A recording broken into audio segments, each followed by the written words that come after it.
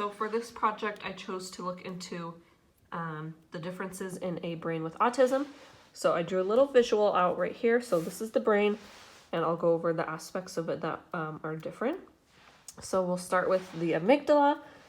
So the amygdala's function is to send signals to the brain to express and also decode emotions and facial expressions. So with someone with autism, this is underactive, so they might have a harder time reading other people's emotions or expressing their own.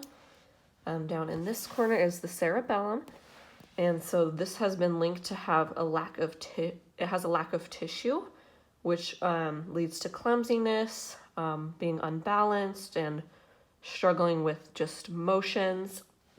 And then up here, epilepsy is common with people with autism, but a lot of that is not known yet.